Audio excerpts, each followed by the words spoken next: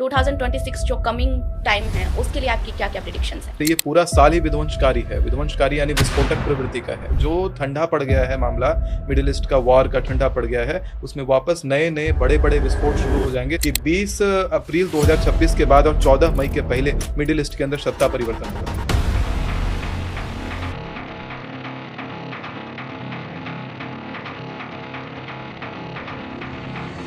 Europe के अंदर civil war शुरू होने का योग आता है। Multiple countries will be fighting with each other. There will be so much of chaos, so much of fire, so much of blasts, so much of violence. Many people are dying at सी।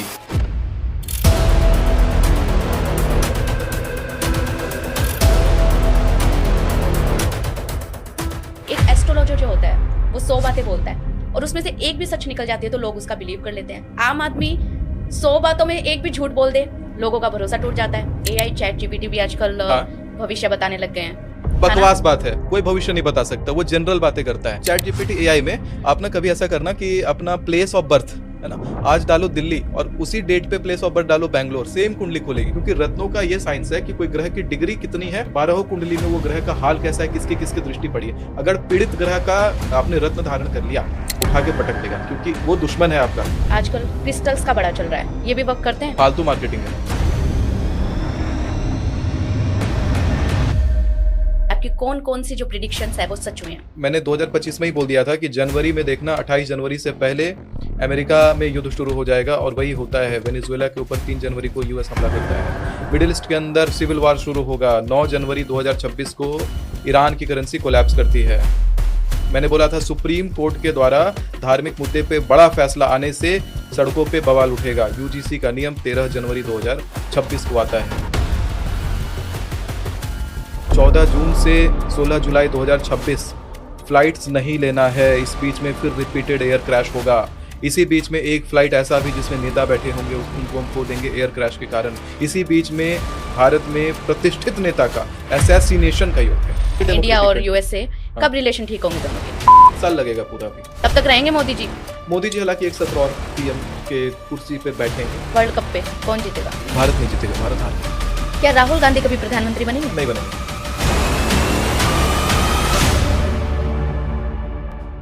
15वीं सदी की बात है। मेवाड़ के राजा थे महाराणा रायमल, जिनके 4 बेटे पृथ्वीराज, जयमल, रायसिंह और संग्राम सिंह राजा बनने की होड़ में थे।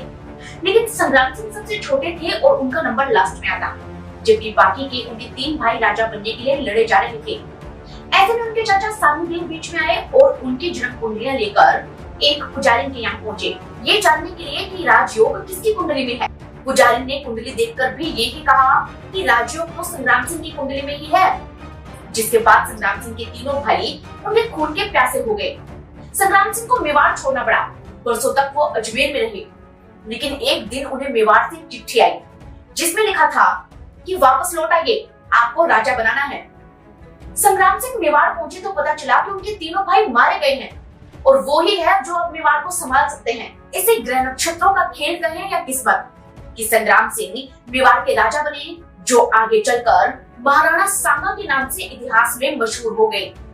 दोस्तों, महाराणा सांगा जैसे राजपूत राजा हो, हुमायूं, अकबर, औरंगजेब जैसे मुगल हो, या फिर वो नरसिम्हा राव या विजयराजे सिंधिया जैसे बड़े बड़े पॉलिटिशियन, हर कोई ज्योतिष को मानता है।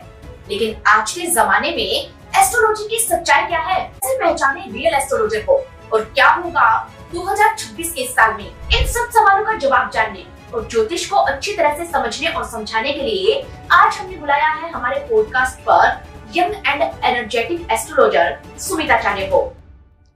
सर, वेलकम है आपका। नमस्कार, हर हर महादेव। बहुत बहुत धन्यवाद अपने शो में आमंत्रित करने के लिए।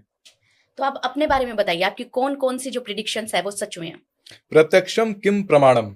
मेरी भविष्यवाणियों का, मैं 48 भविष्यवाणियों का लिस्ट पिछले साल मैंने निकाला था और उसमें से 48 के 48 भविष्यवाणियां उसी डेट को घटित हुई हैं जो डेट को मैंने कहा था। जैसे कि मैंने 2025 में ही बोल दिया था कि जनवरी में देखना, 28 जनवरी से पहले अमेरिका में युद्ध शुरू हो जाएगा और वही होता है। वेनेजुएला के ऊपर 3 जनवरी को यूएस हमला करता है। मिडिल ईस्ट के अंदर सिविल वॉर शुरू होगा। 9 जनवरी 2026 को ईरान की करेंसी कोलैप्स करती है। मैंने बोला था सुप्रीम कोर्ट के द्वारा धार्मिक मुद्दे पे बड़ा फैसला आने से सड़कों पे बवाल उठेगा। यूजीसी का नियम 13 जनवरी 2026 को आता है। और फ्लाइट नहीं लेना, मैं बार बार बोलता था, पेपर में प्रिंट करवाता था, पॉडकास्ट में बोलता था, न्यूज चैनलों पर आकर के बोलता था कि 28 जनवरी से 27 फरवरी तक फ्लाइट नहीं लेना। 28 जनवरी को पहला क्रैश अजीत पवार जी का दुखद निधन होता है। 29 जनवरी को दूसरा क्रैश कोलंबिया में होता है। 30 तारीख को विमान का पहिया निकल जाता है। 31 तारीख को या 1 तारीख को शायद विमान आपस में टकरा जाते हैं। इंडिगो की फ्लाइट 63791 और एयर इंडिया की फ्लाइट आपस में टकरा जाती है। लोग थोड़े से के लिए बिल्कुल बच जाते हैं, कह सकते हैं तृण भर के लिए, एक कण भर के लिए लोग बच जाते हैं, नहीं तो 500-600 लोगों का एक बार में विध्वंसकारी देहांत हो जाता। तो ऐसी ऐसी चीजें हर दिन घटित होना, जो ड्यूरेशन है उसमें घटित होना एक बहुत बड़ी बात होती है।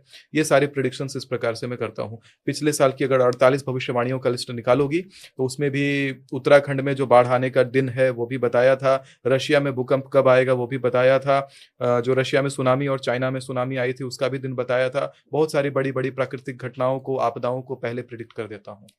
लेकिन आप ये बताइए कि जो आपने पूरी लिस्ट निकाली थी उसमें से कितनी जो प्रिडिक्शंस थी वो सच हुई?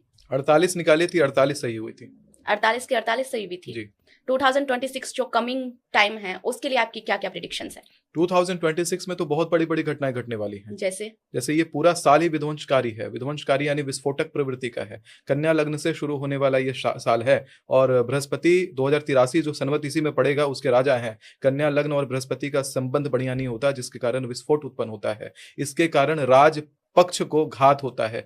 मैं एक डेट बता रहा हूं, 14 जून से 16 जुलाई 2026 फ्लाइट्स नहीं लेना है। इस बीच में फिर रिपीटेड एयर क्रैश होगा। इसी बीच में एक फ्लाइट ऐसा भी जिसमें नेता बैठे होंगे उनको हम खो देंगे एयर क्रैश के कारण। इसी बीच में भारत में प्रतिष्ठित नेता का असैसिनेशन का योग है, हत्या का योग आता है प्रतिष्ठित नेता का, जिसको लेकर के बवाल उठेगा, सड़कों पे भारी बवाल होगा। भारत में, भारत के अंदर और मिडिल ईस्ट के अंदर जो अभी संबंध और वो जो इश्यूज अभी ठंडे हुए हैं वो इश्यूज फिर से आग पकड़ने वाले हैं।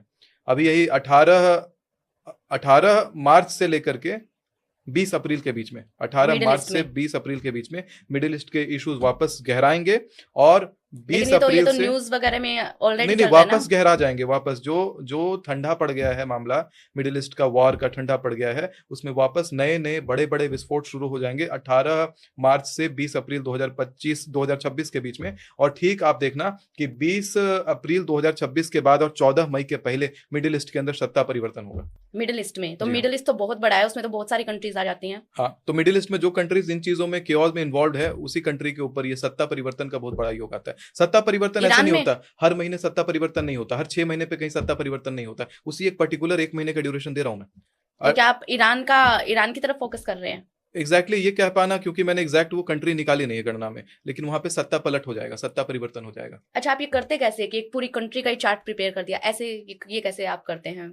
क्योंकि पूरा देश का और पूरी दुनिया का आप चार्ट प्रिपेयर करके कैसे बता सकते हैं? देखिए, एक छोटा सा कण भी होता है, वो कण कहाँ से आता है, उस कण में वो वाइब्रेशन होती है, वो कण बताता है कि उसका अस्तित्व क्या है। ऐसे हमारे बिहार में सुमिताचार्य गुरुकुल मैंने बनाया है, उसके सामने एक शंकर जी का मंदिर है। उस शंकर जी के मंदिर में बड़ी शक्ति है। वहां पर आप बैठ करके अनुभूति करना चाहोगे तो आपको बहुत चीजें अनुभूति होंगी। अर्धरात्रि में, आधी रात को वहां बैठना होता है और आप एक बार अनुभूति कर लोगे कि हाँ इस मास में ये, इस मास में ये होगा। उसके बाद आप चार्ट प्रिपेयर करो, ग्रहों का एनालिसिस करो, कौन सा कल्पना था और कौन सा वास्तविकता, सब भेद हो जाएगा। आप सारी लिस्ट निकाल सकते हो। तो इसमें कंट्रीज का भी नाम मैटर करता है? कंट्रीज का नाम क्या, क्षेत्र मैटर करता है, क्योंकि कंट्रीज उस तरीके से नहीं देखी जाती कि हमने कह दिया कि जो मॉडर्न बाउंड्रीज हैं, अब आए दिन देश को तोड़ रहे हैं। आए दिन भारत को तोड़ के पाकिस्तान उधर छोड़ दिया, बांग्लादेश छोड़ दिया, ऊपर से जम्मू वाला सेक्शन छोड़ दिया, पीओके छोड़ दिया, वैसे छोड़ते जाएंगे। कल को अभी और भारत टूटने का जो कगार है वो दिखाई पड़ता है, लोग डिमांड कर रहे हैं, तो वो छोड़ते जा रहे हैं और उसको छोटा होता जा रहा है। उसको केवल देश नहीं कह रहा हूँ, देश का मतलब पूरा एक क्षेत्रफल होता है, पूरा एक एरिया होता है। तो ये वाला मिडिल ईस्ट के अंदर में दिखाई पड़ता है, जो यमन राष्ट्र जिसको कहते हैं, यमन राष्ट्र। यमन अलग से देश है जहाँ वहाँ सिविल वॉर चल रहा है? नहीं, जो प्राचीन नाम है यमन राष्ट्र। यमन राष्ट्र, हाँ, मतलब आप उस पूरे एरिया को कह रहे हैं? मिडिल ईस्ट का जो जोन है उसको कह रहा हूँ, यमन राष्ट्र। और वहां पर ये हो सकता है, वहां पर सत्ता पलट होगा, सिविल वॉर, सत्ता पलट। और इजराइल के साथ? इजराइल के लिए मैंने प्रेडिक्शन नहीं किया है अभी। इजराइल और यूएसए के लिए नहीं, लेकिन एक चीज मैं बता देता हूँ आपको। एक युद्ध होगा 13 अगस्त 2026 से 11 सितंबर 2026 के बीच में। यूरोप के अंदर सिविल वॉर शुरू होने का योग आता है। यूरोपियन कंट्रीज आप बोल रहे यूरोपियन हैं। कंट्रीज में multiple countries will be fighting with each other, there will be so much of chaos, so much of fire, so much of blasts, so much of violence, many people are dying at sea। Europe में, क्योंकि Europe Europe में। की सारी जो countries है वो elite और वहां कभी ऐसा होता है नहीं। हाँ, लेकिन इस बार सिविल वॉर होता हुआ दिखाई पड़ रहा है 13 अगस्त से, 13 अगस्त से 11 सितंबर 2026 में। तो ये आप प्रिडिक्ट कर रहे हैं फिलहाल। हाँ। एक सवाल मैं आपसे ये भी पूछना चाहूंगी कि एक क्रिएटर, बहुत बड़े क्रिएटर का मैंने एस्ट्रोलॉजी पे वीडियो देखा था और उन्होंने एक स्टेटमेंट दिया था फ्रांसिस्को गुचिरादी का, और वो स्टेटमेंट बड़ा कमाल का था कि एक एस्ट्रोलॉजर जो होता है वो 100 बातें बोलता है और उसमें से एक भी सच निकल जाती है तो लोग उसका बिलीव कर लेते हैं। उनकी लाइफ ज्यादा अच्छी होती है आम आदमी से। आम आदमी 100 बातों में एक भी झूठ बोल दे, लोगों का भरोसा टूट जाता है। एस्ट्रोलॉजर एक भी सच बात निकल जाए, लोगों का भरोसा उस पर बन जाता है। मैं आपसे ये पूछना चाहूंगी कि ये जो आप प्रिडिक्शन करते हैं, इसकी आप रिस्पॉन्सिबिलिटी कितनी लेते हैं अगर ये गलत साबित हुए तो? क्योंकि देखो- आपके कहने पे तो बहुत सारे लोग देखो, फ्लाइट कैंसिल करा देंगे। 2025 में 48 भविष्यवाणियों का लिस्ट था। 1, 2, 5 तुक्का लगता है, 48 तुक्का नहीं लगता। डेट के साथ, जैसे अभी भविष्यवाणियां बता रहा हूँ, इस डेट से इस डेट के बीच में ये चीजें होंगी, 48 के 48 का तुक्का नहीं लगता। 1 से 5 का, 4 का, 6 का तुक्का लग सकता है। हर महीने में खूब किस्मत वाले हो तो हर महीने एक भविष्यवाणी सच हो सकती है, तो भी होगी तो 12। 48 सच होना पूरा का पूरा अकाट्य के जैसा, वो बड़ी बात होती है। तो वो एक्यूरेसी होती है हमारे कैलकुलेशन की। लेकिन डेटा सही सप्लाई हो तब भी, क्योंकि ये कैलकुलेटिव भी है, इसमें कैलकुलेशंस हैं।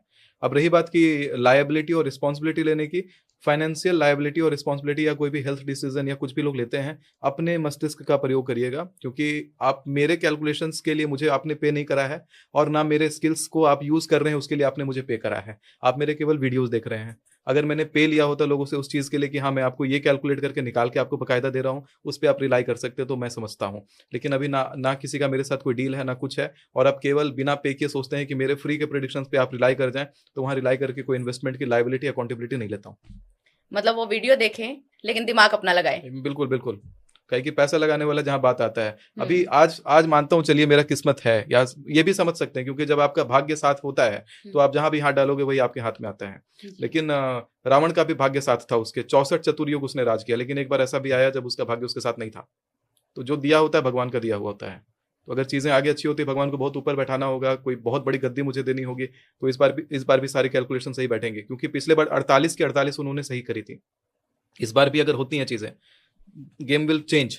लेकिन वही अकाउंटेबिलिटी भगवान पे छोड़ता हूँ, क्योंकि भविष्य ना मैंने देखा है ना आपने देखा है। मैं भविष्य की गणना कर सकता हूँ। भविष्य सामने होता हुआ ऐसे टीवी जैसा नहीं दिखता। कोई दैवी शक्ति या कुछ ऐसी चीजों पे आप अगर आते हो कि लोग फैला रहे हैं ऐसी चीजें कि हमारे पास फलाना ईश्वरीय सत्ता है, हमारे कान में फलाना बोल जाते हैं, ऐसे मार्केटिंग करने वाले और ऐसे मंच बैठाने वाले बहुत सारे लोग बैठे हुए हैं। बहुत सारे लोग पर्चा लिख रहे हैं, बहुत सारे लोग कुछ कर रहे हैं। इतना अंधविश्वास धर्म को लेकर के फैलाने में बिलीव नहीं करता हूँ। एस्ट्रोलॉजी बहुत अच्छा साइंस है, हर किसी को सीखना भी चाहिए, और इससे सीख करके लाइफ की बहुत सारी चीज़ों को आप इम्पैक्ट कर सकते हैं। अपने छोटे बड़े डिसीजन लाइफ में बड़े अच्छे से ले सकते हैं। वास्तुवादी सब काम करता है। लोग ये सोचते हैं कि अंधविश्वास है, नहीं, ये काम करती है चीज़ें, बस बाकायदा आपको करना आना चाहिए। पहले आप ही की बात कर लेते हैं। हाँ। आपने एस्ट्रोलॉजी को कैसे चूज किया? आप कैसे एस्ट्रोलॉजर बने? आप एस्ट्रोलॉजी को चूज नहीं करते, एस्ट्रोलॉजी आपको चूज करता है। आपकी जर्नी क्या है? मेरी जर्नी तो ऐसी रही है कि मैं ये मानता हूँ, एक्चुअली मैंने कुछ चीज़ें निकाली हैं कि ये मेरा 3rd बर्थ है, और पिछले जन्म भी मुझे ये सारी चीज़ें पता थी। मैं शक्त साधक था, देवी माता का साधक था। इस जन्म में शुरुआत अगर देखा जाए तो मैं 7th क्लास में जब स्टडी करता था तो मैं one of the youngest research publisher of India बन गया था, क्योंकि मैंने मास्टर्स के टॉपिक पर रिसर्च अपना पब्लिश करा था, और वो भी आइंस्टाइन के रिसर्च के ऊपर पब्लिश करा था। आइंस्टाइन का 2nd postulate of relativity, special theory of relativity में जब आइंस्टाइन ने रिलेटिविटी लिखी थी तो उसने अपना 2nd पोस्टुलेट को प्रूफ नहीं करा था कि लाइट की स्पीड कांस्टेंट क्यों होती है। मैंने इस चीज को प्रूफ करा था। यूनिवर्स का एक नया मॉडल डेवलप करा था, सब 7th क्लास में। प्रूफ किया था? हाँ, मैंने किया। आपकी स्टडीज कहाँ से हुई?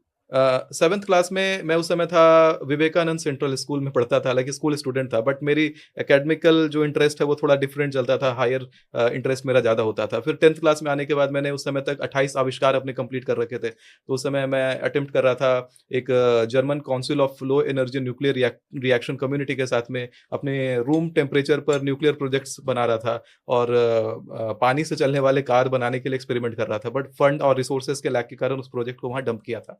फिर मुझे मौका भी मिला कि मैं कॉलेजेस में पढ़ाऊँ बाकायदा as a robotics and AI expert. तो मैंने कई सारे कॉलेजेस में इन चीज़ों का लेक्चर आदि कंडक्ट करा है, बहुत सारे लेकिन कॉलेज साइंस और एस्ट्रोलॉजी तो डिफरेंट स्ट्रीम्स है ना। नहीं, एस्ट्रोलॉजी का बच्चा साइंस है।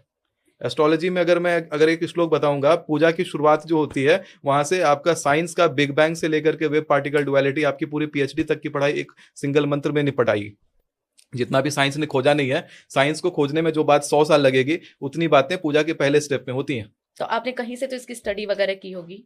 स्टडी इसमें तो लोग अगर इसको डीपली स्टडी करते हैं, थोड़ा रिसर्च करके चलते हैं, तो सामने सापेक्ष चीजें हैं। मैंने बोला प्रत्यक्षम किम प्रमाणम, अरे वो करते हैं संकल्प में, बोलते हैं ओम श्री विष्णु विष्णु विष्णु श्रीमद् भगवतो महापुरुषस्य विष्णु रागे पर्वत मानस्य आद्यम ब्रह्मणो ही द्वितीय प्रार्धे श्वेत वराह कल्पे वैवस्वत मनवंतरे। जहां हमने कह दिया खाली श्वेत वराह कल्पे, वहां तो पूरी की पूरी बिग बैंग थ्योरी आ जाएगी, पूरा यूनिवर्स का सारा साइंस इसमें आ जाता है। कृष्ण वराह भगवान ने पहले लिया था, यूनिवर्स बिग क्रंच की तरफ जा रहा था, यूनिवर्स सिकुड़ रहा था। फिर आदि वराह लिया था, तब यूनिवर्स में ना आदि था ना अंत था, आदि वराह। श्वेत वराह यानी कि सूंड पे अपने जो है पूरा ब्रह्मांड को लेकर के भगवान वराह बाहर आ रहे हैं, तो ब्रह्मांड यानी फैल रहा है। ये सारी बातें जो हैं हम लोग पूजा के सबसे पहले स्टेप में लेते हैं कि हम अभी उस हालत में ब्रह्मांड के बैठे हुए हैं जिसमें कई बार ब्रह्मांड बना, कई बार खत्म हुआ। ये 28वां बार का कलयुग है, और उसमें भी ये हम बोलते हैं हर बार कि 28वां कलयुग में अभी जो ब्रह्मांड की स्थिति है उसमें ब्रह्मांड फैल रहा है।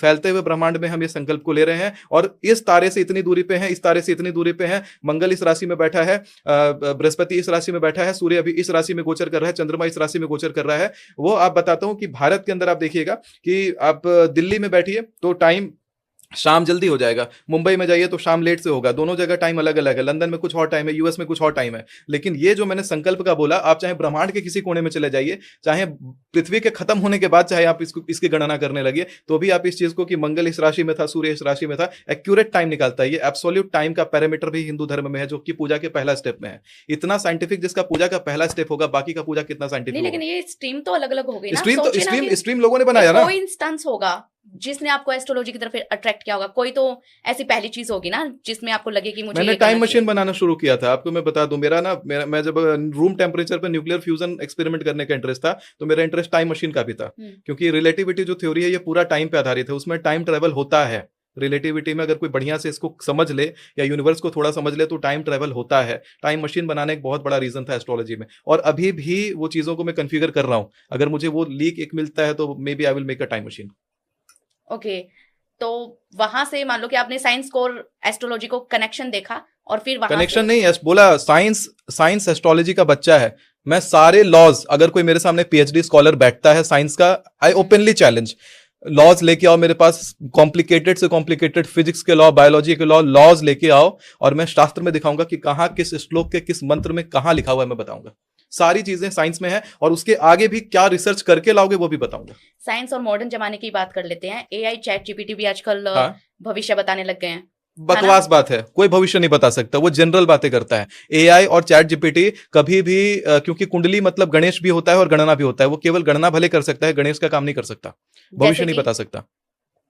कौन सा भविष्य बताया एआई ने या चैट जीपीटी ने? कौन सा कोई बड़ा प्रेडिक्शन कर दिया हो कि हाँ ये वाली घटना घट के रहेगी? कुछ नहीं बता पाता वो, बस लेकिन लोगों को तो अपनी वाली से मतलब है, पागल करने वाली बात है वो। तो किसी को भी मैं कह दूंगा यार तुम्हारा मन भारी भारी लगता होगा, कोई मेरे पास कंसल्टेशन लेने आएगा, क्यों आएगा कंसल्टेशन लेने? दिमाग खराब हो रहा होगा उसका, लाइफ में कोई टेंशन चल रहा होगा, मैं कहूंगा हाँ तुम्हारी लाइफ में कोई टेंशन चल रहा है इसलिए तुम आए हो, तो चैट अब वही बात कहूंगा, रोकेगा हाँ मैं रिलेट कर पा रहा हूँ। ऐसी एस्ट्रोलॉजी नहीं करता मैं। हमारे पास जब लोग आते हैं हमारे पास कुंडलियां लेकर के अपनी, तो मैं उनसे कोई डिटेल नहीं लेता, केवल उनका नंबर आता है और उनका डेट ऑफ बर्थ आता है, कुछ नहीं आता। इधर से कहा जाता है आप पॉलिटिशियन है, आप बिजनेसमैन है, आप पुलिस में इतने बड़े ऑफिसर हैं, ऐसे बोली जाती चीजें। तब जाकर के आप देखोगे कि जितनी मुझे फैसिलिटीज मिलती हैं, मुझे 5 स्टार लाइफस्टाइल मिल जाता है, मुझे लोग प्लेन्स का टिकट कराते हैं, हर जगह बुलाते हैं, इसके पीछे रीजन ये होता है कि कुछ चीजें ऐसी प्रूफ होती हैं। हर गली में, हर चौराहे पे ज्योतिष करने वाले लोग बैठे हुए हैं, लेकिन उनको छोड़ करके जहां पर 200 रुपए की फीस ज्योतिष लेते हैं, मुझे 25,000 और 80,000 तक की फीस लोग देते हैं। इसके पीछे का रीजन है कि कुछ चीजें प्रूफ करी है मैंने, जिसमें लोग अब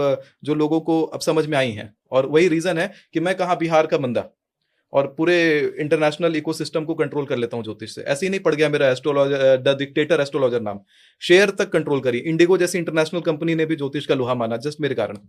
4,500 प्लेने, मुझे लगता है 2-2.5-3 करोड़ का इन्वेस्टमेंट हो गया होगा बर्बाद उनका प्लेनों को ककूनिंग करने में। 4,500 प्लेने इंडिगो की अभी भी एयरपोर्ट पे हैं, लॉन्ग रूट के टिकट्स नहीं है उनके पास।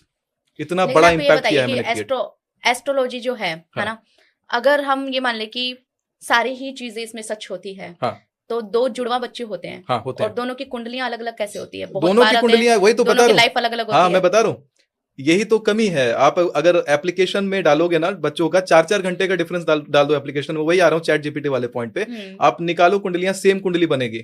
यही तो स्किल सीखना है लोगों को कि अगर 1 मिनट का 10 सेकंड का भी अंतर है ना, तो मैं कुंडली बनाऊंगा दोनों की अलग कुंडली, दोनों बच्चों की कुंडली अलग होगी। अरे राशि सेम होगा, लग्न सेम होगा, कुंडली में बहुत सारी चीजें होती हैं। ऐसी नहीं, मेरे घर में आप कभी आओगे तो पूरा का पूरा कमरा केवल ज्योतिष की किताबों से भरा हुआ है। अगर वही 12 राशियां और 9 ग्रह केवल याद करके अगर ज्योतिष करी जाती तो कोई भी हर अगला बंदा 2 दिन की क्लास में ज्योतिषाचार्य बन जाता। और अभी तक जितने ज्योतिषाचार्य मिलते हैं अधिकांश मुझे सब यही 2 दिन की क्लास वाले मिलते हैं।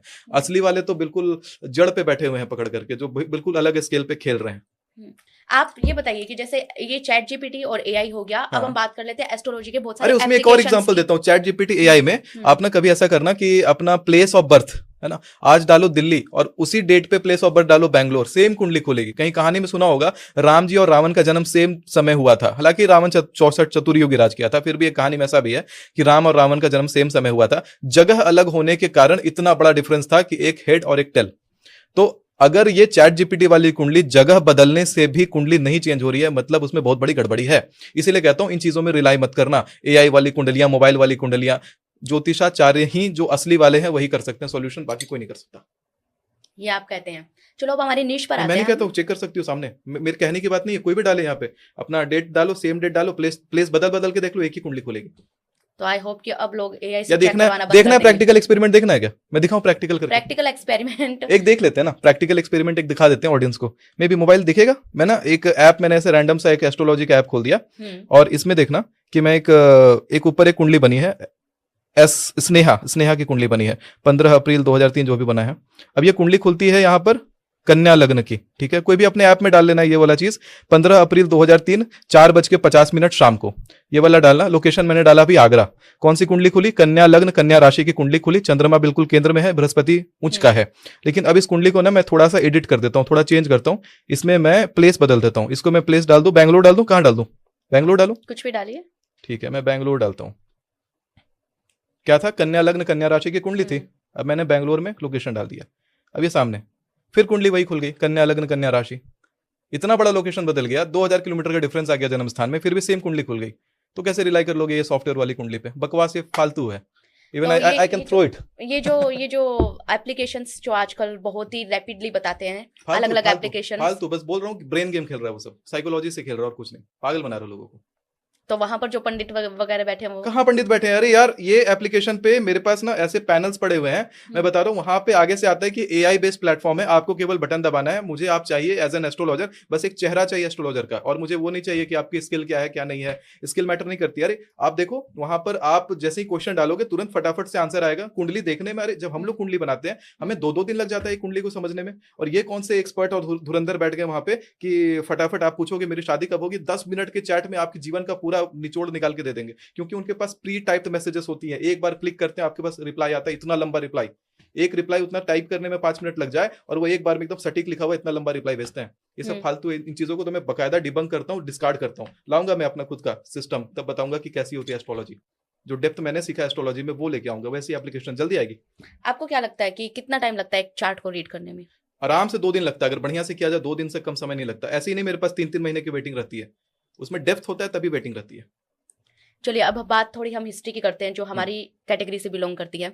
मैंने बहुत सारी कहानियां बनाई है अलग अलग नेताओं पे, और मुलाकात भी की है। मैं आपसे ये पूछना चाहूंगी कि काल सर्प दोष पंडित नेहरू की कुंडली में भी था और इंदिरा गांधी की कुंडली में भी था। जी। बहुत सारे पंडित बड़ी बड़ी पूजा करवाते हैं, लेकिन ये भी सामने आया है कि काल सर्प दोष की कोई पूजा नहीं होती। क्या ये सच है? कौन बोलता है? नाम बोलिए, या कोई तथ्य बताइए कहाँ पढ़ा आपने कि काल सर्प दोष की पूजा नहीं होती। ये सुनने में आया है कुछ पंडितों ने कि उसके लिए सांप ले लो और वो जंगल में छोड़ दो। ऊट पटांग काल सर्पदोष की पूजा होती है और बिना पूजा किए उसका समाधान नहीं होता। काल सर्पदोष काल सर्प योग के जैसा भी काम करता है। लोग क्या जानते हैं एक्चुअली में होता क्या है, काल सर्प दोष होता क्या काल है, सर्पदोष तब बनता है ना, एक्सप्लेन मैं कीजिए। बताता हूँ। राहु और केतु से जब कुंडली पूरी विभाजित हो जाती है, सारे जो कुंडली के ग्रह होते हैं राहु केतु की उल्टी साइड बैठ जाते हैं, इधर साइड में एक भी सपोर्टिव ग्रह नहीं होता है, तो वो पूर्ण काल सर्प दोष है। अगर एक भी ग्रह इधर सपोर्ट में आ जाता है तो वो आंशिक हो जाता है। लेकिन अब लोग क्या जानते हैं, कुंडली में 12 प्रकार के काल सर्प दोषों के बारे में जानते हैं, लेकिन कुंडली में वास्तविकता में देखा जाए तो 288 प्रकार के काल सर्प दोष हैं, इसके बारे में लोग नहीं जानते।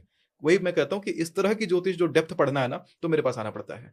काल सर्प दोष के 288 प्रकार, ये खोज लेना, इंटरनेट पे नहीं मिलेगा। काल सर्प दोष के 288 प्रकार, ये इंटरनेट पे नहीं मिलेगा। इंटरनेट पे बहुत बेसिक ज्योतिष पड़ा हुआ है। जो लोग कहते हैं, मैं एक पूजा बता रहा हूँ ना, त्रिजटा दोष निवारण, ये ताम्रपत्र की वैदिक विधि है, बहुत पुरानी विधि होती है। लोगों की शादियों में जो बहुत डिस्टर्बेंस आती है, लोगों की ना शादियां होती हुई शादियां टूट जाती हैं, पूजा करा करा के थक जाते हैं, किसी से निवारण नहीं होता। एक त्रिजटा दोष निवारण एकमात्र ऐसी पूजा है जिससे ऐसा काम हो जाता है। बड़ा मैजिकल तरीके से होता है, उसमें व्यक्ति को बैठा भी नहीं जाता, मतलब जो जातक है जिसके ऊपर ये दोष है उसको बैठना भी नहीं पड़ता और वो पूजा हो जाती है ब्राह्मणों के द्वारा। कितने दिन में होती है? एक दिन की पूजा है, लेकिन बड़ा कारगर। तो ये सारी चीजें मैं ला रहा हूँ, जो ताम्रपत्र की चीजें हैं, जो पुरातन चीजें हैं, जो किताबों में भी लिखी मतलब नहीं है। तांबा, तांबे के प्लेटों के ऊपर कुछ विधियों को, कुछ मंत्रों को उखेर के रखा जाता था, जब कागज का प्रचलन नहीं था उस समय। उस समय की चीजें, उस समय का लैंग्वेज में लिखा हुआ चीज को मैं लेके आता हूँ, जो कि अभी किताबों में नहीं है। अभी हमारे पूर्वजों ने भी यही सोचा था कि उसको कभी भी मॉडर्न दुनिया में लाना नहीं है। कई सारी चीजें हैं जो मॉडर्न दुनिया में नहीं लाई गई हैं, वास्तविकता में। हमने पढ़ाई वगैरह कर रहे हैं या रिसर्च वगैरह कर रहे हैं? रिसर्च तो हमारे घर में पड़ा हुआ है, हमारा पीढ़ी दर पीढ़ी का ज्योतिष है। मेरी 13 पीढ़ियों का तो वंशावली मेरे वेबसाइट पे डला हुआ है। 13 पीढ़ियां एक वंशावली में डली हुई है और सबके सब ज्योतिषाचार्य हैं। लेकिन एक सवाल मैं आपसे पूछूंगी कि चंद्रा स्वामी, आपने नाम सुना होगा, आप इतना कुछ जानते हैं। एक बहुत बड़े एस्ट्रोलॉजर थे जिन्होंने ये प्रिडिक्ट किया था कि नरसिम्हा राव जब वो छोड़ रहे थे, दिल्ली छोड़ रहे थे, तब वो पीएम बनेंगे। और उन्होंने हमारे गहलोत साहब की भी कुर्सी छीन ली, राजस्थान की मैं बात कर रही हूँ, पुरानी। अच्छा। अब मैं आपसे ये पूछना चाहूंगी, जब उनका डाउनफॉल आया नरसिम्हा राव का, तब चंद्रा स्वामी भी निकल गए, उनका भी डाउनफॉल आया। तो जब एस्ट्रोलॉजर्स को इतना ही पता होता है तो वो खुद को क्यों नहीं बचा पाता? रावण प्रकांड पंडित था और प्रकांड ज्योतिष भी था। जिस दिन उसने सीता माता का हरण करा था, उस दिन से उसे पता था कि अंत क्या होने वाला है। रावण का एकमात्र उद्देश्य था कि अपने पूरे कुल खानदान को वैकुंठ पहुंचा देना है, क्योंकि जो व्यक्ति मेरे से लड़ने आ रहा है वो भगवान राम है। अगर वो राम भगवान के सामने सरेंडर करता तो केवल रावण वैकुंठ जाता, लेकिन युद्ध जब उसने राम जी से किया तो समस्त जगत को, अपने समस्त परिवार वालों को, सबको वो लेके वैकुंठ पहुंचा दिया। तो यही बात होती है, डाउनफॉल हर किसी का आता है, हर किसी का एक समय होता है। मैंने पॉडकास्ट के शुरुआत में ये बात बोली थी कि भगवान जब तक हमारे ऊपर दृष्टि डाले हुए हैं, पूरी सृष्टि हंस रही है। जैसा ही वो दृष्टि हटाते हैं, वहां मरण छा जाता है। तो उसमें जो भी चीज यहाँ पर आई है, चाहे शक्तियां आई हो, कोई स्पेशल पावर्स आया हो, या कोई स्पेशल चीजें हो रही हो, लकी लकी लकी लकी, तो आज उजाला है तो इसका मतलब नहीं है कि कल अंधेरा नहीं होगा, अंधेरा भी होगा। और वही चीज है, चाहे ज्योतिष हो, चाहे बड़ा प्रकांड पंडित हो, चाहे कोई साधक हो, चाहे ऋषि हो, चाहे महात्मा हो, चाहे संत हो, कोई नेता हो, कोई राष्ट्रपति हो, सबका एक अंत आता है, सबका डाउनफॉल आता है। तो और नहीं बदल सकते। कहते हैं आयु कर्म च वित्तम च विद्या निधन में च पंचेतानि सृजन्ते गर्भस्यैव देहिनः। मतलब जो 5 चीजें होती हैं, व्यक्ति का आयु कितना होगा, उसके कर्म क्या होंगे, और उसके पास पैसा कितना होगा, क्या क्या विद्या वो जानेगा, और निधन मरेगा कब, ये सारी चीजें पहले से तय होती हैं, इसको बदली नहीं जा सकती, ये अकाट्य होता है। इसको ज्योतिष के माध्यम से जब हम ये चीजों को जानते हैं, तो भले हम अपनी चीजों को जो करना है पहले, जो प्रायोरिटीज है उसको हम पहले निपटा लेते हैं, लेकिन जो शाश्वत है वो शाश्वत है। हमारा सनातन धर्म मृत्यु को भी गलत नहीं मानता, मृत्यु को भी बहुत पॉजिटिव लिया जाता है, एक रिचुअल होता है मृत्यु भी। इसीलिए मृत्यु को भी नेगेटिव नहीं देखते कि मृत्यु नेगेटिव है, मृत्यु को एक दूसरे लोक में जाने का रास्ता मानते हैं। तो ये सब जो उपाय करवाते हैं, हाँ। नीलम जैसे ऐसे महंगे महंगे स्टोन्स पहनाते हैं, और इन सब का भी कुछ असर होता है? क्योंकि आपने कहा कि बदला नहीं जा सकता, तो क्या इन सब का असर होता है? देखिए मैं बताता हूँ, जब आप किसी चीजों को मूल रूप से अगर देखा जाए तो सुख और दुख का तराजू होता है। जो पूरा संसार है वो उस पर चलता है। आपको कितना सुख मिलेगा वो आपके कर्मों से है। पुण्य किया है तो पुण्य का मतलब, पुण्य एक करेंसी के जैसा है जी। और जब आप पुण्य कमाते हो तो उसको खर्च करते हो तो सुख मिलता है। जैसे अभी इस गद्देदार सोफा पे बैठा हूं, तो गद्दा आरामदायक है, ये सुख है, इसको पाने के लिए मेरे कुछ पुण्य कट रहे हैं। और वही अगर मैं पत्थर पे बैठा होता, हार्ड होता, चुभ रहा होता, तो वहां पर दुख मिल रहा होता, तो वहां मेरे पाप कट रहे होते हैं। यानी पाप और पुण्य दोनों करेंसी है। आप पाप पे ज्यादा करोगे तो कष्ट ज्यादा मिलेगा, और पुण्य ज्यादा करोगे तो आपको आराम ज्यादा मिलेगा। तो वही यहाँ पर है कि आपके जीवन में कुछ सुख लिखे हैं, मान के चलिए कि मुझे इस सोफे पे बैठना लिखा था, मैंने क्या करा कि मैंने नीलम धारण कर लिया कि मेरे जीवन में कोई नया पावर मैनिफेस्ट हो जाए, नया पैसा आ जाए या कुछ बड़ी चीज मेरे पास हो जाए। तो क्या होगा कि वो पत्थर में ये एबिलिटी है कि वो चीजों का जो लग्जरी है, जो कंफर्ट है, वहां से थोड़ा सा काट देगा। हो सकता है कि मुझे ये वाला सोफा नहीं मिलता, मुझे कोई छोटा सा चेयर मिल जाता है यहाँ बैठने के लिए। तो वैसे छोटे छोटे चीजों से वो क्वांटाइज वे में कंफर्ट काटेगा ताकि आप जो चाहते हो बड़ा कंफर्ट वो आपको मिल जाए, वो मैनिफेस्ट हो जाए। तो यूजुअली इस तरीके से काम करते हैं रत्न वगैरह। लेकिन रत्नों में एक बड़ा मैंने गलती देखा है लोगों का कि लोग केवल लग्नेश देख करके रत्न पहना देते हैं और वहां लोग रत्न पहनने के बाद परेशान हो जाते हैं। क्योंकि रत्नों का ये साइंस है कि कोई ग्रह की डिग्री कितनी है और वो ग्रह लगभग 12 कुंडलियां बनाई जाती हैं। 12 कुंडली में वो ग्रह का हाल कैसा है, किसकी किसकी दृष्टि पड़ी है। अगर पीड़ित ग्रह का आपने रत्न धारण कर लिया या नीच ग्रह का रत्न धारण कर लिया, उठा के पटक देगा, क्योंकि वो दुश्मन है आपका और दुश्मन को आपने हथियार दे दिया रत्न धारण करने का मतलब। परेशान हो जाते हैं लोग। केवल जो मित्र ग्रह है, आपका दोस्त है और अच्छे भाव में है लेकिन कमजोर पड़ गया है, डिग्रीज कम है उसकी, तो वहां पर रत्न पहन करके उसकी डिग्री बढ़ाई जाती है, उसको पावर दिया जाता है। तो ये भी मिसकंसेप्शन, मैं चाहूंगा कि ज्योतिषाचार्यों का ये मिसकंसेप्शन क्लियर हो। क्योंकि नहीं, मैं यहाँ पे यही बोल रहा हूँ कि ज्योतिषाचार्यों, उन ज्योतिषाचार्यों को स्पेशली एड्रेस कर रहा हूँ क्योंकि अधिकांश लोग ज्योतिषाचार्य तब बनते हैं जब जीवन में कहीं कुछ नहीं होता उनके। ऐसा, हाँ, कहीं फेल हो गया लाइफ में, कहीं पे डिग्रीज बहुत खराब है या मार्क्स स्कोर नहीं कर पा रहे हैं या स्कोरिंग एबिलिटी नहीं है, लग रहा है कि कोई जॉब नहीं पा रहे, कुछ नहीं पा रहे, तो लोग ज्योतिष में घुस जा रहे हैं। और वहां पर अनइंटेलिजेंट लोग अगर घुस रहे हैं, तो मैंने बोला अगर काल सर्प दोष है तो 288 प्रकार है। अब सोचो, कुंडली देख रहे हो और 288 प्रकार दिमाग में घूम जाने चाहिए, उस लेवल का आईक्यू होना चाहिए। अगर लो आईक्यू के लोग हैं तो भाई भसड़ मचाएंगे दुनिया में। इसलिए हाई आईक्यू के लोगों को ही धर्म, शंकराचार्य जी बड़ा अच्छा बोलते हैं कि हिंदू धर्म जितना कॉम्प्लिकेटेड है, सच्चा हिंदू बनने के लिए भी बहुत आईक्यू चाहिए। गुरु परंपरा में गुरु ज्ञान को शब्दक ब्रह्म के रूप में, शब्द के रूप में दे दिया जाता है जो मस्तक में बैठ जाना चाहिए। लेकिन जो किताब पढ़ने लगे, किताब अपने आप में एक क्या कह सकते हैं, नपुंसकता है समाज के लिए। क्योंकि हमारे भी गुरुजी हैं फोटोग्राफिक मेमोरी वाले, कोई किताब उनको पढ़ने की नीड नहीं पड़ती। अगर पढ़ा दो किताब, कॉमा फुल स्टॉप कहाँ पे लिखा हुआ है वो तक उनको याद रहता है। हम लोगों में वो कमी आ गई। तो सच्चा सनातनी, सच्चा हिंदू वो होगा जिसका आईक्यू बहुत ज्यादा हाई होगा। मेरे गुरुजी का आईक्यू मैं मानता हूँ बहुत ज्यादा ऊपर है, इवन आइंस्टाइन वगैरह शायद ही स्टैंड करेंगे ऐसे लोगों के पास। वैसे लोग मोह माया त्यागते हैं या विस्तार करते हैं, जो भी है, ज्योतिष ऐसा ही है। लेकिन आपने बोला कि जैसे ये जितने भी स्टोन्स हैं, ये बेसिकली करते ये हैं कि कहीं कहीं से आपका थोड़ा सा जो, हाँ, पुण्य का कंफर्ट, पुण्य का खर्च जहां होना है वही खर्च होने देंगे। जहां पे बिना मतलब का पुण्य बर्बाद हो रहा है, वहां से पुण्य बर्बाद नहीं होने। वही तो करते ऋषि महात्मा, जो कहते हैं ना कि अरे ऋषि महात्माओं के पास इतना अगर ज्ञान होता है कि लक्ष्मी को साक्षात आवाहित कर सकते हैं, तो फिर वो क्यों नहीं बन जाते अरबपति। रीजन यही होता है कि वो त्यागते इसलिए है क्योंकि वो जो जाप कर रहे हैं दिन भर बैठ करके, वो कर रहे हैं परलोक में जाने के लिए, ऊंचे लोक को प्राप्त करने के लिए, पृथ्वी की नश्वर चीजों को प्राप्त करने के लिए नहीं। वही जाप का फल अगर वो चाहेंगे खर्च करना, तो तुरंत पृथ्वी की नश्वर चीजें जो है, सारा कंफर्ट, सारा लग्जरी पालेंगे, लेकिन वो लग्जरी उनको ऊपर जाने नहीं देगा। एक बात मैं और पूछूंगी, आजकल क्रिस्टल्स का बड़ा चल रहा है। हाँ, ये क्रिस्टल, रोज क्रिस्टल, हाँ, ये भी वर्क करते हैं? फालतू मार्केटिंग है। मैं ना, अंग्रेजों की तरफ से कुछ हो रहा है, हो के आ रहा है ये सब, ये मार्केटिंग वाली चीजें मैं बिल्कुल नहीं मानता इन चीजों में। क्योंकि ये बिना मतलब का एक, वो कह सकते हैं भले डेकोरेटिव आइटम से आप अपने घर में रखना रखिए, लेकिन अगर आप ये सोच रहे हैं कि आपका भाग्य बदल देगा, क्रिस्टल्स का कहीं कोई वेदों में और इस तरह के शास्त्रों में किसी प्रकार का वर्णन नहीं आता कि इससे आप अपने ग्रहों को बलवान करते हैं। ये फालतू की मार्केटिंग। और सही बता रहा हूं, जो मार्केटिंग कर रहे हैं ना, एक बार उनका पर्सनल लाइफ देख लेना। एक लड़का करता है मार्केटिंग में, देखता हूं वो, हालांकि कंट्रोवर्शियल बात हो जाएगी, लेकिन वो लड़का दिखाई नहीं देता मुझे, पायराइट बेचता है, वो लड़का है ही नहीं मतलब।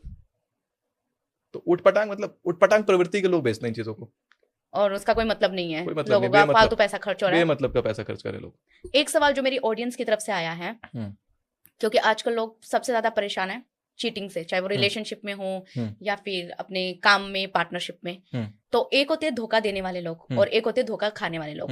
क्या जन्म कुंडली से इस चीज का भी पता चलता है? हाँ, बिल्कुल पता लगता है। 1 मिनट में आप देख सकते हो कि कौन इंसान का कामुकता का स्तर कितना है।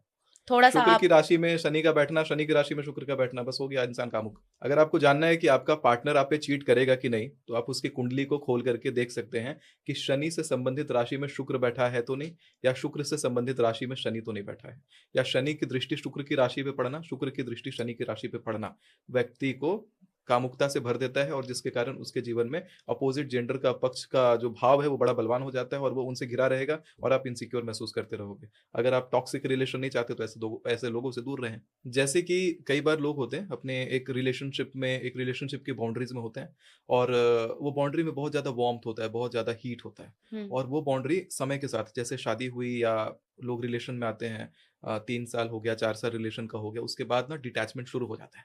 और लगभग लोगों का ये देखा गया जब से ये नियम आ गया ना सरकारों का कि डाइवोर्स भी होता है कोई चीज, तब से तो ये और जस्टिफाई हो गया कि चलो हम लोग अब मजा नहीं आ रहा रिलेशन में तो डाइवोर्स ले लेते हैं। मूल रूप से अगर रिलेशन का उद्देश्य देखा जाए, मैं ना सामाजिक स्ट्रक्चर को बहुत अलग तरीके से देखता हूँ। समाज ने बहुत सारे नियम बनाए हैं क्योंकि पहले के समय में अगर आप देखोगे तो बहुत चीजें अलग थी, अभी के सामाजिक स्ट्रक्चर से बहुत ज्यादा अलग थी। अभी के सामाजिक स्ट्रक्चर से देखोगे तो पहले की चीजें कॉन्ट्रोवर्शियल और कॉम्प्लिकेटेड दिखाई देंगी क्योंकि उस समय में शादियां बहुत सारी हो जाती थी लोगों की, लड़कियों की भी शादियां हो रही थी कई बार, लड़कों की भी शादियां कई बार हो रही थी। उदाहरण के रूप में मैं दे देता हूँ, मत्स्यगंधा और पराशर मुनि जी का संतान हुआ था वेद व्यास, जी लेकिन फिर वापस से मत्स्यगंधा सत्यवती बनती है, उनका फिर से विवाह होता है। तो ये चीजें तो होती रही हैं इतिहास में, लड़कों की भी, मतलब ऋषि मुनियों की 8-8 पत्नियां होती थी, यहाँ पर भी पुनर्विवाह जैसी चीजें हो रही थी, ये चीजें हुई थी। लेकिन इसके पीछे का कारण बहुत अलग है। अगर आप ऐसे समझोगे तो इंसान मूल रूप से क्या है, जानवर। जी और हर जानवर का एक प्रवृत्ति होता है अपनी पीढ़ी को आगे बढ़ाने का, और उस प्रवृत्ति में जिस प्रकार से नेचर ने डिजाइन किया है कि मतलब जो जो अपोजिट जेंडर्स होते हैं उनका अट्रैक्शन होता है और उनके हार्मोनल कॉम्प्लिकेशंस बनते हैं बस एक पर्पस के लिए, जो पर्पस है प्रजनन क्रिया। और वो क्रिया का उद्देश्य पूरा जहां होता है उसके बाद ऑटोमेटिकली वो हार्मोन सप्रेस होते हैं और डिटैचमेंट शुरू हो जाता है। उसी डिटैचमेंट के समय में लोगों को ये डिसाइड करना है कि वो पार्टनर हमारे साथ के लिए है कि नहीं, या वो कॉम्पेटिबिलिटी के ऊपर लोग सोचते हैं, काम करते हैं, और अगर वो लगता है कि ठीक है इस चीज को चलाना है तो लोग चला रहे होते हैं, नहीं तो अधिकांश लोग वहां पर अलग हो जाते हैं। और फिर अगेन सेम प्रोसेस रिपीट्स। तो यही चीजें बार बार रिपीट होती हैं। तो ये मेक श्योर करना चाहिए हम लोगों को कि ये नेचुरल है। जो शादी हुआ लोगों का या रिलेशन हुआ तो 4 साल 5 साल अगर आप खींच रहे हो रिलेशन को, तो मेक श्योर कि शादी या तो होनी, अगर शादी नहीं हो रखी है, रिलेशन खींच रही है 4 साल 5 साल, डिटैचमेंट होकर के वो टूट जाता है रिश्ता अधिकांशतः। अगर शादी होती है तो एक बोझ जैसा चलती है शादी, उतना ज्यादा अटैचमेंट नहीं रहता। संतान के होने के बाद और डिटैचमेंट होना शुरू हो जाता है। तो उस डिटैचमेंट में अगर आप अपने चीजों को मेंटेन कर सकते हो, अपने लाइफ को मेंटेन कर सकते हो, तो वो चीजें फिर आपके शास्त्र से, धर्म से, आपका अपना मस्तिष्क का पावर से वो चीजें आप कंट्रोल कर सकते हो। क्योंकि हाँ, जानवर हैं लेकिन इंसान होने का कुछ उद्देश्य वहां पे पूरा हो जाना चाहिए कि आप साथ रह सकते हो या साथ चल सकते हो, एक दूसरे को लेकर चल सकते हो, तो वो चीजें आप कर सकते हो। वो लेकिन डिटैचमेंट होगा, और जब डिटैचमेंट होगा तो मैं लोगों को ये जरूर कहूंगा कि सीरियस बातें लोग अक्सर करते हैं, आपस में डिस्कशन करते हैं। लड़कों का होता है कि मेरे पास ज्ञान ज्यादा है, लड़कियों का या तो होता है कि नहीं मेरे पास ज्ञान ज्यादा है। अब दोनों किसी टॉपिक पे डिस्कस करेंगे तो समय के साथ फिर डबल डिटैच हो जाएंगे, क्योंकि कभी भी कपल्स को साथ बैठ करके सीरियस बातें नहीं करनी चाहिए। थोड़ा मोड़ा सीरियस कन्वर्सेशन छेड़ दिया, थोड़ी देर के लिए छेड़ दिया, इट्स ओके। पर अगर आप लोग केवल ये कर रहे हैं कि ओनली डिस्कशन कर रहे हैं, सीरियस कन्वर्सेशन कर रहे हैं, ये देख लेना नेचर आप लोगों को डिटैच कर देगा, ज्यादा ही डिटैच कर देगा, अलग हो जाओगे आप लोग। लड़ाई ऐसा होती भी है, होता है। ऐसा होता ही होता है। ये नेचर का ही नियम बनाया हुआ। तो आप क्या लोग ये वहाँ जो पे इंटेलेक्चुअल हम्म ज्ञान के लिए या गुरु ज्ञान देने के लिए नहीं आए थे। वहां आपका उद्देश्य ही दूसरा था, वो उद्देश्य पूरा हो चुका था। अब आप ज्ञान दोगे तो वहां पे सेपरेशन और डिस्टेंस बन जाएगा। वो साइकोलॉजी अपने आप को ऐसे रिवायर करता है। क्या अभी जैसे ये समिट वगैरह चल रहे हैं और हाँ। बहुत ज्यादा जमाना भी आ गया है, हम्म, बहुत बड़े बड़े लीडर्स आ रहे हैं, हम्म। अलग अलग ट्रांसफॉर्मेशनल जो लीडर्स होते हैं, क्या उनके चार्ट में कोई कॉमन पैटर्न होता है ग्रहों का? हाँ, होता है। जब भी कभी लीडर का आप कुंडली देखोगे तो उनका केंद्र बड़ा बलवान रहता है कुंडली का। केंद्र मतलब सेंटर, हाँ, फर्स्ट सेंटर। हाउस।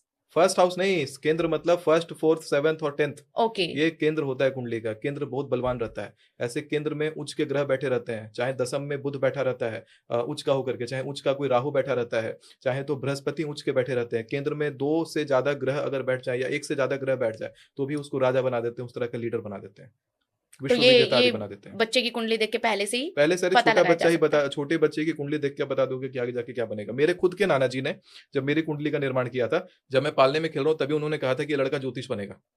उन्होंने पहले ही प्रेडिक्ट पहले कर ही दिया पहले ही। था। और मेरा इंटरेस्ट गया प्रॉपर, आपने देखा साइंस में, साइंस के लिए मेरा बहुत नाम था। मैं हम्म, हर जगह वायरल था, फ्रंट पेज पे मेरे बड़े बड़े आर्टिकल आते थे कि डिफेंस को फ्यूल करेगा सुमित का ड्रोन, या ऐसी आर्टिकल्स आते थे। 18 की उम्र में 28 आविष्कार, 75 आविष्कार कर चुका युवा वैज्ञानिक। और इनफैक्ट कि हमारे सिटी में हजारीबाग झारखंड में आप देखोगे तो वहां पर बकायदा जितने इंस्टीट्यूशंस है जो आईआईटीज की तैयारी करवाते हैं, उनके मैगजीन्स में मेरे फोटो छपे रहते हैं कि youngest scientist of Jharkhand India, ऐसी चीजें। मुझे कॉलेजेस भी बुला लेती थी। सोचो इतना साइंस में नाम और ख्याति होने के बाद, इनफैक्ट कि पद्म नॉमिनेशन तक मेरा गया था ये 2022 में, पद्मश्री नॉमिनेशन गया था, और वो भी कैबिनेट से। तो ये सारी चीजें होने के बाद भी जो टर्नअप है, अभी मैं ज्योतिष बना हूं और ज्योतिषाचार्य के स्टैंड पे ही खड़ा हो गया अपने आप ही, तो ये वही चीज देखिए कैसे कनेक्ट होती है। मैं कहीं से भी नहीं आने वाला था स्पिरिचुअलिटी में, और स्पिरिचुअलिटी ही मेरा कोर बन गया। तो आप ये जितना कि अभी हमारा डिस्कशन हुआ, आपने ये बोला कि एस्ट्रोलॉजी है, कंप्लीट साइंस है, और मैथ बेस्ड जो है वो इसकी वो कैलकुलेशन होती है, और बहुत लोगों की लाइफ पे असर भी देखने को मिलता है। बहुत लोग नहीं, 100% लोगों की लाइफ में असर वही होता ही होता है। तो आपको क्या लगता है कि स्कूल सिलेबस में भी इस चीज को इंक्लूड किया जाना चाहिए? क्योंकि हमारे यहाँ तो ये होता है ना कि जब या तो करियर चूज करते हैं तब एस्ट्रोलॉजी की तरफ जाते हैं, शादी करते हैं तब, या कहीं फंसते हैं तब। आपको क्या लगता है कि बेसिक नॉलेज इसका स्कूल में ही दे देना चाहिए बच्चे को? हाँ, ये स्कूल में दे देना चाहिए, क्योंकि बच्चा जान जाएगा कि उसको करना क्या है। जैसे मेरे घर में पता लग गया कि ये ज्योतिष बनेगा, फिर भी मैं उस चीज़ को रिवेल करता था उस चीज़ पे कि नहीं, मुझे तो साइंटिस्ट बनना है, मैं तो ये कर रहा हूँ, मैं रिसर्चर हूँ, या ऐसी चीज़ों में प्रोजेक्ट कर रहा था मेरा पूरा ऑरा। लेकिन ये जो है, जब जैसे ही एक बार समय से पलटता है और आपको बना देता है वही जो आप बन रहे हो, जो आपको बनना है। तो जब आप इस चीज़ को बचपन में जान पाओगे, सीख पाओगे, और लोगों को भी गाइड कर दोगे, स्कूल सिलेबस में होना चाहिए। आने वाले समय में आप ऐसे भी देखोगे ना, तो मेरे पास में दूसरे धर्म के भी लोग आ रहे हैं और मेरे पास बकायदा 25-25 हज़ार रुपए पे करके बुकिंग ले रहे हैं, वेटिंग में रह रहे हैं कि उनको कुंडलियां अपनी दिखवानी है, क्यों लाइफ उनका कॉम्प्लिकेट हो गया। आखिर इतने बड़े बड़े पोजीशन में बैठे हुए लोगों का भी लाइफ इतना कॉम्प्लिकेट क्यों हो जा रहा है? क्योंकि उन्होंने वो डायरेक्शन नहीं लिया जो उनको लेना था। पोटेंशियल तो पूरा है, पोटेंशियल है कि वो बहुत बड़े रैंक पे जाकर के बैठ जाएंगे, लेकिन वहां पे भी वो पोटेंशियल, कहते हैं ना कि हथौड़ा चला रहे हैं या हम चाहे मिसाइल चला रहे हैं, मिसाइल को अगर गलत निशाने पे लगा देंगे तो कुछ फायदा नहीं, उसको निशाना भी तो सही लगाना है। पावर तो भर के है, लेकिन निशाना ही गलत लग रहा है, तो वो निशाना कहाँ लगाना है वो ज्योतिष बताता है। बहुत सारी किताबें हैं, जैसे मानसागरी फल दीपिका हो गया, बृहद ज्योतिष पराशर, बृहद ज्योतिष पराशर, हाँ। नारद संहिता, भृगु संहिता, हाँ। ज्योतिष की ये जो एस्ट्रोलॉजी की जो ये बुक्स हैं, हाँ। इसमें से किसका प्रिडिक्शन सबसे ज्यादा सटीक है? और अगर किसी को पढ़नी हो तो कौन सी पढ़े? सब एक ही है, कोई भी किताब उठा करके पढ़िए, सब एक ही चीज सीख जाएंगे आप। मुझे क्या, मैंने वैदिक अगर पढ़ा भी, तो वैदिक पढ़ते के साथ मुझे न्यूमरोलॉजी नहीं आई क्या, मुझे वास्तु नहीं आया क्या, मुझे ये सारी जो होरा आदि जो सारी चीजें वो नहीं आई क्या, बृहद नहीं आया क्या, केपी नहीं आया क्या? सब एक बार में, एक पढ़ोगे सब आ जाएगा। ज्योतिष इतना मस्त है। लेकिन आजकल बहुत सारे चीजें चल रही है, न्यूमेरोलॉजी अलग चल रही है, टैरो कार्ड रीडिंग अलग चल रही है। टैरो कार्ड में तो मैं नहीं मानता हूँ, उसमें नकारात्मक शक्तियों को बुलाया जाता है। जो कर रहे हैं उनका अपना पर्सनल लाइफ भसड़ मच जाता है, उनके लाइफ में, उनका लाइफ अच्छा नहीं रहता टैरो कार्ड करने वालों का। अगर किसी की लाइफ में एक्चुअल में प्रॉब्लम है और वो इस तरफ जाना चाहे, आप क्या कहेंगे कि कौन सी स्ट्रीम को चूज करें, या क्या कहाँ पर जाएं? एक सही राइट डायरेक्शन उन्हें कहाँ मिल सकती है जहां वो ठगे भी ना जाए? अगर सही राइट डायरेक्शन चाहिए तो पहले ढूंढिए कि ज्योतिष का वर्ण क्या है, और ज्योतिष कितने पीढ़ी वाला ज्योतिष है। एक होते हैं नए नए ज्योतिषाचार्य बनते हैं, 2 दिन में ज्योतिष सीखते हैं। मैं तो कह रहा हूँ, देखिए वैकल्पिक, इस पर भी एक आएंगे होते कि हैं अच्छे ज्योतिष, ज्योतिष हाँ, की पहचान कैसे करें हाँ, कि हाँ, हाँ, यहाँ पर हम अपनी कुंडली लेके जा सकते हैं, ये हमें ठगेंगे नहीं, या हाँ, हमारा हाँ, फायदा नहीं उठाएंगे, हमारी सिचुएशन का फायदा नहीं उठाएंगे। क्योंकि आजकल एस्ट्रोलॉजी, आपने भी बोला ना 25,000 रुपए की बुकिंग होती है, हाँ। तो अगर इतना महंगा कोई नहीं दिखा सके, कैसे वो अपनी नहीं, मैंने तो शुरुआत तो कम से करी थी, लेकिन अब क्या कर सकते हैं, लोग इतने ज्यादा भर जा रहे हैं। 25,000 की बुकिंग भले होती है, लेकिन आप सोचो 3-3 महीने की वेटिंग क्यों पड़ती है? जबकि काम तो आप डेली करोगे, सारे लोगों का देखोगे, अपनी कैपेसिटी से मैक्स हर कोई चाहता है काम करना, लेकिन टाइम अगर कम होगा और लोग ज्यादा आएंगे तो आप सबको टाइम नहीं दे पाओगे। इसी कारण से प्राइस बढ़ जाता है जी। मैं लेकिन तो कुछ लोग नहीं ले रहा, कैसे लेने पहचाने, वाले तो अच्छे 5-5 लाख एस्ट्रोलॉजर को रुपए। कैसे पहचाने? अच्छे एस्ट्रोलॉजर को पहचानने के लिए पहले तो ये देखना है कि एस्ट्रोलॉजर धर्म को कैरी करता है कि नहीं। आजकल ऐसे भी एस्ट्रोलॉजर मिलेंगे कि आपको मस्त शराब पीते रहेंगे और उनका आचरण बहुत गंदा रहेगा, और वो आपको, क्योंकि एस्ट्रोलॉजी कोई किताबी ज्ञान नहीं है। एस्ट्रोलॉजी में गणेश हैं, बकायदा गणेश जी का आवाहन किया जाता है, बकायदा शिव जी का आवाहन किया जाता है, तब जाकर के कुंडली देखी जाती है। कुंडली कोई मजाक नहीं है कि आप बस मैथमेटिक्स कर रहे हो और आप प्रिडिक्शन दे सकते हो। आप कुछ चीजों को भले जान सकते हो, लेकिन उसका जो निचोड़ आएगा वो विस्फोट ही करवाओगे आप। जैसे कहते हैं ना कि ज्योतिष में और वैकल्पिक ज्योतिष में बड़ा अंतर होता है। बड़ा अच्छा बात है, अभी शंकराचार्य जी ने भी कहा था कि वैकल्पिक ब्राह्मणों का मुख्य कार्य क्या है? पाठन आदि रहा है। अब पठन पाठन में वैकल्पिक ब्राह्मण, यानी जो टीचर प्रोफेसर आदि बने हुए हैं, उनका सिखाया हुआ ज्ञान अभी विस्फोट करवा रहा है कि नहीं करवा रहा है? हर जगह जहां भी उनका सिखाया हुआ वैकल्पिक ब्राह्मणों का जो ज्ञान है वो विस्फोट करवा रहा है, क्योंकि वो ऐसी अंधाधुंध चीजें कॉलेजेस में उठपटांग चीजें सिखाई जाती हैं। लोग अपना जो गंदी सोच का भी असर है उसको भी देखा है मैंने कई बार, प्रोफेसर जो है स्टूडेंट्स के ऊपर इंप्लीमेंट कर देते हैं। तो वैकल्पिक जहां पर बातें आ जाती हैं, वैकल्पिक क्षत्रिय, वैकल्पिक मतलब आप थोड़ा एक्सप्लेन विकल्प करेंगे? विकल्प क्षत्रिय जो होते हैं ऑप्शनल। उनका, हाँ ऑप्शनल क्षत्रिय जो होते हैं, राजपूत बकायदा क्षत्रिय वर्ण के जितने लोग हैं उनके लिए क्या बना है कि राजपाट संभालना है, पूरा हमें जाकर के सेना में लड़ना है, पुलिस आदि में भी क्षत्रियों का ही व्यवस्था बढ़िया। और अभी भी जितने क्षत्रिय इस लाइन में है, पुलिस लाइन में है, सेना में है, चाहे कहीं पे भी, क्षत्रिय सबसे प्रबल है वहां पर। अब वैकल्पिक क्षत्रिय जहां पर वहां बैठते हैं तो वहां पर विस्फोट होता है कि नहीं। वैश्य यानी बिजनेसमैन जो होते हैं, अगर जो अपने वैश्य कौम से आते हैं वो बिजनेस करते हैं, उनके बिजनेस में और जो दूसरे कौम से आते हैं उनके बिजनेस में बहुत अंतर होता है। तो वैकल्पिक बिजनेसमैन जब भारत में आए तो उन्होंने विस्फोट करवाया कि नहीं करवाया। और वैकल्पिक शूद्र, जब कहते हैं शूद्रों का जैसे कार्य जो है, जैसे कि आपका सेवा भाव आदि हो गया, आपका जितने लोग करते हैं, जॉब का जितना काम होता है वो शूद्र कार्य में आ जाता है। आईटी पूरा जो डिपार्टमेंट है ये सब शूद्र में आ जाता है क्रिया में। तो ये सारे कामों में अब शूद्र का मतलब लोग बहुत अलग कंसेप्ट पॉलिटिकल बना दिया गया, लेकिन ये पूरी वर्ण व्यवस्था है। यहाँ वैकल्पिक जब बैठ जाते हैं, बहुत प्रकांड कोई ब्राह्मण व्यक्ति को जॉब में जाके बैठा दिया जाएगा, और ब्राह्मणों के अंदर में, राजपूतों के अंदर में ये है ही नहीं कि किसी का प्रेशर वो बर्दाश्त करने वाले हैं। वहां पे विस्फोट होता है कि नहीं होता है, उनके करियर में भी विस्फोट होता है, जो उनके ऊपर बैठेगा उनके लिए भी विस्फोटक होता है, उनके पर्सनल लाइफ में भी विस्फोटक, और कंपनी के लिए भी विस्फोटक होता है। जहां पर जिसके लिए वर्ण व्यवस्था बनाई गई थी उनके लिए वो काम ही होना चाहिए। अगर मैं सिंपल वर्ड्स में बोलूं पब्लिक को, तो मैं ये कह सकती हूँ कि अगर हमने किसी एस्ट्रोलॉजर को कुंडली दिखानी है तो पहले हमें ये देखना पड़ेगा, पहले आचरण और ब्लड लाइन देखना पड़ेगा। उसके ब्लड ब्लड लाइन से अगर वो ज्योतिष आती है तभी उसके पास जाना चाहिए, क्योंकि शक्तियां आती हैं, पूरी की पूरी पीढ़ी, पूरी 7 पीढ़ी का आवाहन शरीर पर होता है, तब जाकर के ज्योतिष का ज्ञान को प्रतिपादित करना चाहिए। अन्यथा फिर वो व्यक्ति निरुत्तर होने लग जाएगा, फंसने लग जाएगा सवालों में। और अगर वो पीढ़ियों को आवाहित अपने ऊपर कर सकता है तभी वो फंसेगा नहीं। मैं बताता हूँ, ये चीजों के आवाहन करने के लिए उसके पास क्या धारण होना चाहिए, इसकी कुछ पहचान है। जो असली ज्योतिषाचार्य है और नकली वाले में बड़ा पहचान होता है। बिल्कुल सिंपली स्क्रीन के बताइए। ऊपर आप देखिएगा तो कुछ ज्योतिषाचार्य आएंगे, माला इतना मोटा मोटा रुद्राक्ष आदि धारण करके, वो माले का कलर देखिएगा, लाल लाल माला रहेगा, नया नया माला बिल्कुल, क्योंकि उनको खाली स्क्रीन पे दिखना है, वो देखते पता लग जाता है। लेकिन कुछ और चीजें जो कि ऐसे धारण नहीं की जा सकती, जैसे शिखा। अगर आपके पास मेरी इतनी लंबी शिखा है कि मैं अपने कान के ऊपर 3 बार लपेट सकता हूं अगर पूरा खोल दूं तो ये होता है शिखा, क्योंकि यही तो ज्ञातवा प्रारब्धे कुर्वीरता न कुर्वाणो विनश्यति। आप प्रारब्ध का ज्ञान शिखा से ही प्राप्त करते हो, पिछले जन्म वाला जो ज्ञान था शिखा से प्राप्त होता है। सहस्त्रसार चक्र यहाँ पे है। जनेऊ धारण करना, ये जनेऊ जैसे मैंने धारण किया हुआ है, और जनेऊ का रंग भी देखो, अब ये मटमैला हो गया है, पुराना हो गया है, क्योंकि ये अगर दिखाने के लिए लोग धारण करेंगे, बिल्कुल नया धारण करेंगे। और अपने ईष्ट का एक माला धारण करना चाहिए, जैसे मैं यहाँ पे रुद्राक्ष और मां भगवती का कवच धारण करता हूँ। तो ये इतनी चीजें पर्याप्त है। इसके अलावा मैंने ऊपर से क्या परिधान पहना हुआ है वो फैशन है। लोग कहते हैं कुर्ता ज्योतिषों का होना चाहिए, नहीं होना चाहिए। कुर्ता तो मुगल टाइम में आया था, ओल्ड 200 साल पुराना फैशन कैरी करना कोई धर्म का फैशन नहीं होता। धर्म का फैशन होता है बिना सिला वस्त्र पहनो, फिर वो भी पूजा करते समय पहनने के लिए। स्पेसिफिक कुछ पूजाएं होती हैं जिसमें बिना सिला वस्त्र का नियम है, तो उन पूजाओं में बिना सिला वस्त्र पहनिए, एक ही धोती पहनिए और धोती को पूरा लपेटिए और लंगोट बांधिए। लेकिन अगर आप कुछ भी मॉडर्न अपने पहना हुआ जिसमें सिलाई हो रखी है तो फिर आप केवल शो ऑफ के लिए वो अटायर धारण कर रहे हो। मैंने माथे पे त्रिपुंड भी लगाया है और मां भगवती का तिलक भी है। त्रिपुंड मैंने गंगा जल से लगाया है, जरूरी थोड़ी था कि मैंने भारी भारी चंदन मुझे धारण करके मार्केट में चलता फिरता बाजार बनने की जरूरत है। तो वही मैं बता रहा हूँ कि धर्म को कैरी अगर कोई कर रहा हो तो फिर वो ज्योतिष भी कर सकता है। धर्म अगर कैरी नहीं हो रहा है तो फिर वो आपको विस्फोट में, आप देखिएगा ज्योतिषाचार्य को यह भी ज्ञान देते सुनिएगा कि अरे आपके लिए तो पूजा पाठ सूट ही नहीं करता, आप पूजा पाठ करना छोड़ दीजिए, आपको खूब सक्सेस मिलेगा जीवन में।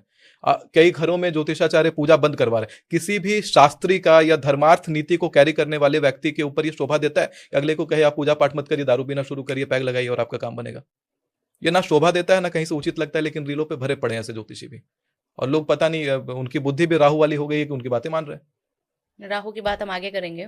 एक क्वेश्चन मेरा ये हो रहा है कि लग्न कुंडली और नवमांश कुंडली दो और होती है ना? लग्न दो और नहीं, अरे 19 और होती हैं, 19 और होती हैं। मोस्टली लोग ये कहते हैं कि अगर आपके भाव में कुछ लग्न कुंडली में खराब है तो आप नवमांश और चंद्र कुंडली देखिए।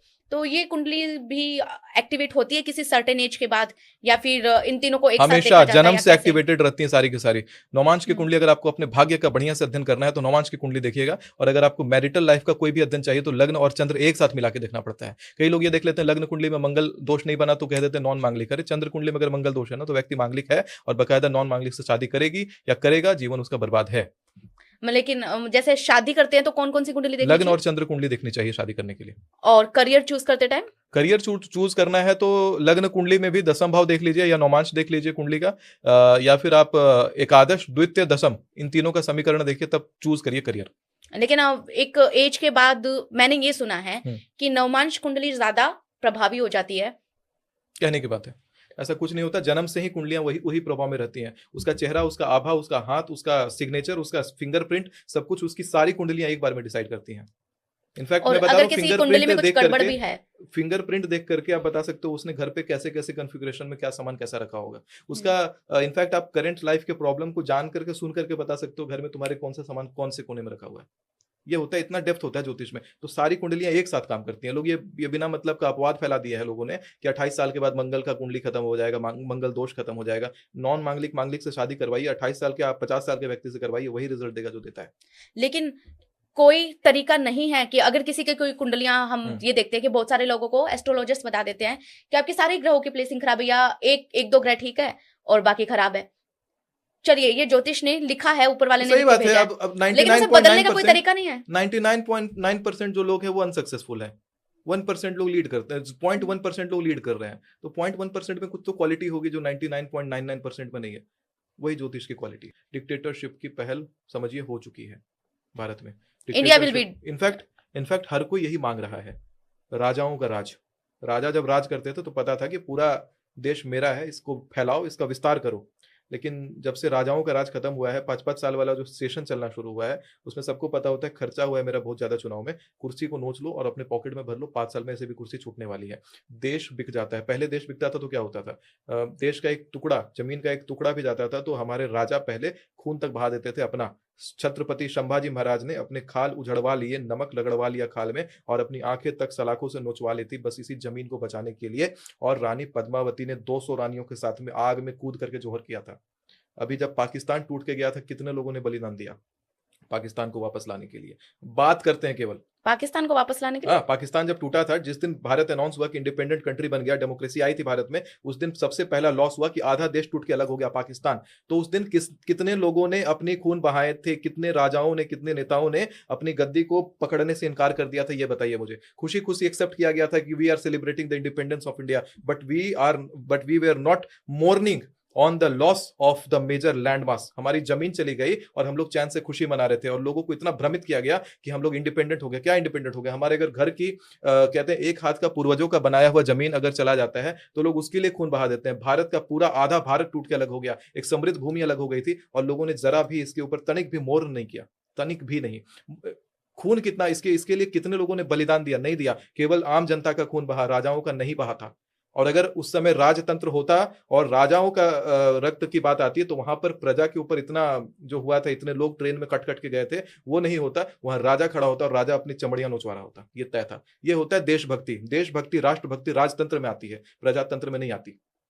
अभी हम 2 डेमोक्रेटिक कंट्रीज की बात कर लेते हैं, इंडिया और यूएसए। कब रिलेशन ठीक होंगे दोनों के? 7 साल लगेगा पूरा। अभी 7 साल? ये भी मैंने पहले प्रेडिक्ट किया था, 2025 में प्रेडिक्ट किया था। तब तक रहेंगे मोदी जी? मोदी जी हालांकि एक सत्र और पीएम के कुर्सी पे बैठेंगे। पूरा कार्यकाल उस सत्र का, सेकंड सत्र का नहीं पूरा करेंगे, लेकिन कुर्सी पे बैठेंगे। एक चीज है कि यूएस और भारत के रिलेशन का प्रेडिक्ट किया था 2025 में ही। मैंने जनवरी में ही बोला था कि देखना मार्च 29 के बाद में भारत और अमेरिका के संबंध खराब होंगे। तब हो रही थी बातें कि नहीं, ये तो बहुत समय से 60 गांठ बना के चल रहे हैं, यूएस अमेरिका रिलेशन बहुत बढ़िया था, और मैंने प्रेडिक्ट किया था। तो वही होता है। 29 अप्रैल के बाद शनि का ट्रांजिशन हुआ था, उसी समय यूएस का रिलेशन खराब हुआ था। अब शनि जब तक मिथुन राशि में बैठेंगे नहीं, यूएस और भारत का रिलेशन नहीं ठीक होने वाला। ये बस एक जुमला है कि अभी ट्रेड डील्स हो रही हैं, बड़ा नाटक है उसके पीछे, बहुत सारे जियोपॉलिटिकल सिचुएशंस है। लेकिन वो एक्चुअल में अभी ठीक होती हुई दिख नहीं रही है। नहीं। ठीक है, अभी फिलहाल की बात कर लेते हैं। आईपीएल 2026 कौन सी टीम जीतेगी? मैच नहीं देखता हूँ और आईपीएल पे प्रेडिक्शन किया नहीं है। वर्ल्ड कप पे निकाला था। वर्ल्ड कप पे कौन जीतेगा? भारत लास्ट मैच नहीं खेल रहा, भारत नहीं जीतेगा, भारत हार रहा है। क्या राहुल गांधी कभी प्रधानमंत्री बनेंगे? नहीं बनेंगे। पूरी लाइफ टाइम? नहीं, हाँ पूरी लाइफ टाइम नहीं बनेंगे। ये भी आप प्रेडिक्ट कर चुके हैं, अगर वो बन गए तो? कर चुके हैं प्रेडिक्ट।